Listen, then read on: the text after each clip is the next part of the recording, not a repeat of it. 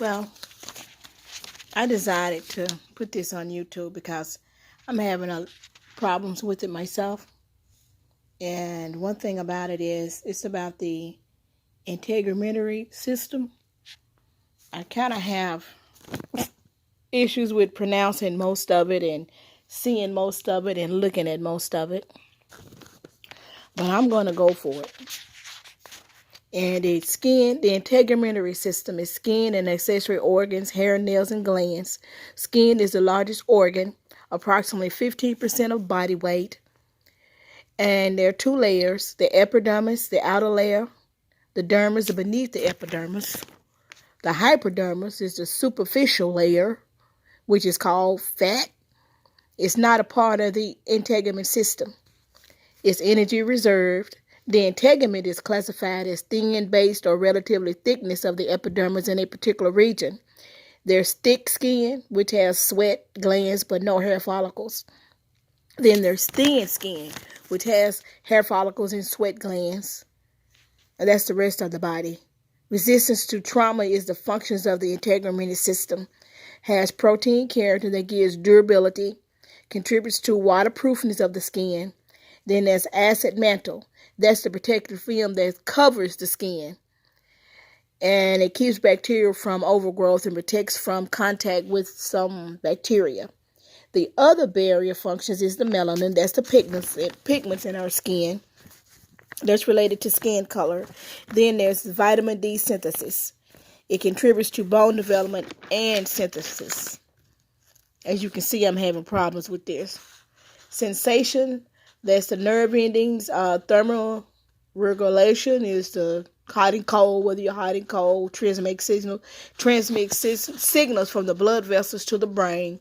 Then there's the social. There's the skin, which is really easy to remember because it's facial expressions, appearance, interaction, general hygiene, skin, hair, nails, self-image, birthmark, scar, bad hair day, social. Now there's the epidermis. It's characterized, stratified, squamous epithelium. Okay, simply, wow. Waterproof, really? This is how you explain waterproof? Skin, characterized, stratified, squamous epithelium. Okay, guys, come on. Just say waterproof. And then there's a lack of blood vessels, get nutrients from underlying connective tissue, which is the epidermis, dermis, whatever. Then there's 5 types of cells. We have a very good instructor too, Miss Scaife. She told us to put everything in a phase, like first phase, second phase, third phase, fourth phase, fifth phase. So this is this is still my first phase, which is good because it's 5 types of cells: stem cells, keratinocyte cells, melanocyte cells, intestinal, and dendritic. Stem cells undergo mitosis. Keratinocytes just produce keratin. Melanocytes just produce melanin in your skin. And let's see, tactical is the touch, and dendritic is just the police. It's just I chew, I sneeze. That's the military. It keeps me from having a really bad cold or a cold at all if I want to treat it. Then there's the layers of the epidermis. There's the first layer, which is the basal. Let me see. There's the second layer, which is a stratum. All of them is stratum. So just remember stratum. That's the only word you really have to remember. Then you got to remember basal. And you got to remember, bacilli. Bacilli. That's the first layer. Then there's the sponosium. Then there's the granulosium. Then there's the lucidum. Then there's the corynum. So you just have to remember just a couple of words. You know it's stratum, and you know it's some. So just spin. No, so bacilli, base, spin, gran, luca, corn. This is all you have to remember. Just those words. The rest of the words are beginning of themselves, stratum, and the other one is the ending, which is except for bacilli. Then you have sponosium, granulosium, lucidum, and corynum. That's all you really kind of have to remember about that. Then there's the dermis, which lies beneath the epidermis. You can remember that because it's vessels and nerve. Out. I hit myself. Boom. You know you hit yourself. Then there's the layers associated with the dermis, which is the papillary, which is fingerprints. Then there's the rectangle, which is the lines of cleavage, which is tension lines. And then there's the flexor lines. Oh, I hit my knuckles. Flexors, you flex your toes, you flex your knuckles. So you can kind of remember that. And it won't tear. Like when a surgeon has to make an incision along tension lines, so it won't tear during healing. Then, the flexors, the knuckles, the elbows, the toe, blah, blah, blah, Then there's the skin. What I did was associated with a color crayon box. The melanin, a black to brown pigment that protects underlying tissue. And you have, I have it in different sections trying to remember it. Okay. Then, let me see. See my notes. I'm going to see my notes. See my notes. See my notes. I do notes in colors because I like yellow and I like purple, so I associated that with doing my notes. I just associated how to remember the abnormal colors in skin with a Crayola crayon box. You have blue, which is cyanosis, if I'm saying that right. You have paler, which is gray. You have erythema, which is red. You have albinism, which is no pigmentation. So you just, that old peachy color that's in there, which has no color, I do that with albinism. Then you have jaundice, which is the yellowing of the skin. You have bronzing, which is brown. I did hematoma red again, or pink. Vitiligo is the white spots. And the freckles are just freckles. They are hereditary. And they're flat. Then the mole, which is elevate. We all know this. A mole is black or brown. If it changes colors, you got, something going on. Then there's the birthmarks, which is patches of discolored skin. I have a couple of birthmarks, So then there's the hair. Pilus is singular and pili is plural. Then there's the lanugo, whatever that is. Lanugo is just hair that grows on a fetus, and it kind of lasts about 3 months on the baby. Then you got the vellus hair, which is the fine hair that appears after birth. Then the definitive hair, which is your hair that grows and stops at a certain length, which is the eyelashes and your pubic hair. Sometimes your eyelashes. I've seen people with long eyelashes before. Then you got the growth and the loss. The growth and density is affected by nutrition and hormones. There's terminal hair. So you got excessive hair, which you see, people kind of hair, which is hirsutism, whatever they do. Hircutism. I will look it up on Google, but I'm not going to look it up on Google. It's just excessive hair. That's all it is. And women, men, it's with women, with women it's on the face and hair. With men, they just have excessive hair. Then there's alopecia, associated with aging. Then there's male pattern baldness, true or frank baldness, receding hairline. That's all it is. It's genetic. Then there's the structures of the hair, the bulb, root, and shaft. And also the goosebumps, which is piloerector, or you can remember that, that's just dead hair. I think that's just dead hair. And hair with no pigmentation is just gray hair. The nails, the nail bed is the free edge, the root, and the lunule. What's the nail root, nail body. Then there's 5 types of glands in the body. Pseudospheres, which is sweat glands. American, which helps the body cool. African, which is the scent glands. Then there's the Seminius glands. That's just earwax. Then there's the mammal gland. That's just your breast milk, stuff like that for the baby. Then there's sebacous glands, which is oily.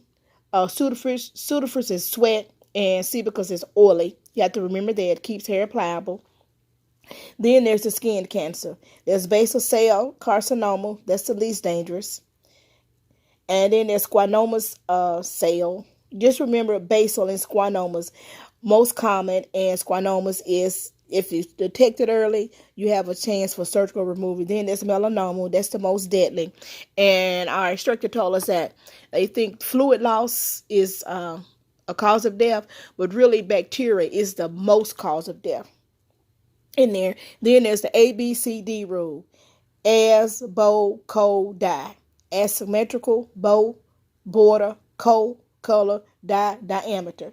There's the burns, there's There's a sunburn, chemical burn, and electrical burn. We know that sunburn burns, you turn red. Chemical burns, you burn. Electrical burn, you get electrocuted. So you kind of have to remember, stuff like that. Then there's the classified death of tissue and burns. The first degree is just the epidermis. That's the top layer of skin. Out, I burned my hand. I touched the stove. It was hot. I touched the skillet. It was hot. Boom. Snatch your hand back. Then there's the one that you get when you in the stove, getting something out the stove, and you hit your arm or your top arm on the little plate thing.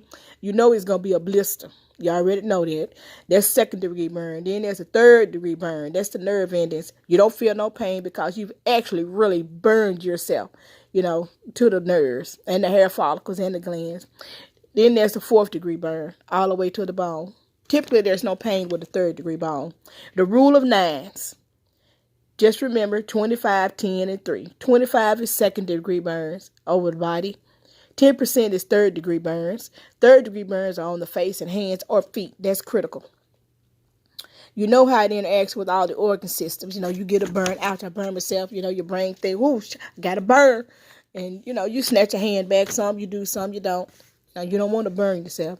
And electric, what? We've all done it. We've all touched something and got electrocuted out, hurt myself, boom. But if you keep on touching it, you're not going to kill yourself. You're not going to electrocute yourself unless it's you just mistakenly touch something with a wet hand, Then there's the somatic sensory receptors found in dermis. That's just somatic. Detect pain, light. Oh, the light too bright. The light is too bright, light touch. Then there's perineum. That's for deep pressure. You kind of know all that kind of stuff. But in short, that's kind of what it is, and I've been studying, trying to remember this stuff. We have a good instructor. Like I said, we do have a good instructor. But we do have the corneum, the lucidum, the granulosum, the spanosium, the basal. We know corneum is superficial. Lucidum is thick skin. That's clear. The granulosum is the middle, 3 to 5. The spanosium is 8 to 10 layers. I think it's 8 to 10 layers. And the deepest is the basilae. And I'm thinking I kind of got everything down, to where I can remember stuff. And that's kind of the way I study a little bit. I'm 56 and I'm still trying to learn how to study. And not only that, I've had problems with studying and trying to remember, because it's not hard to remember. It's just hard for me to think, because I have a disorder. I have a problem with perception, so I have to study a different way. And I know the corneal virus is out. They tell you don't scratch your eye, but when your eyes itch, you scratch. It's just something you do. So that's kind of how I remember how to study.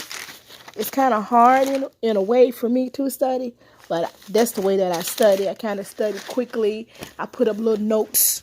Like my instructor say, you put up little notes around the house. So here are some of my little notes, if you can see them, that I put up. Wait a minute. Let me see. Can you see them? Oops. Yeah. Some of my little notes that I put up, trying to remember them. That is my handwriting. Kind of messy. But see, this is what I was talking about right here. How to remember the sin stuff. I think it's backwards. It may be a little bit backwards. I'm not sure, because I don't know how to do this stuff.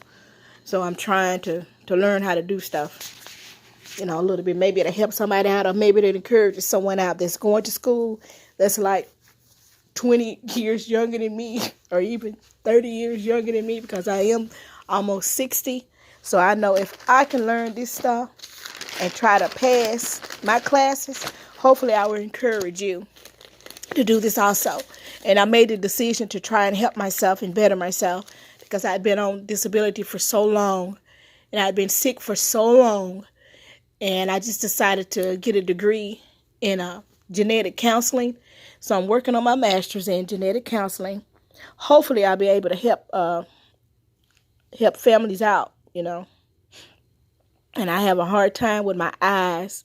I have a hard time with just being congested a lot, because one of the symptoms of the side effects of the medication is, like a runny nose, a sore throat, things of that nature.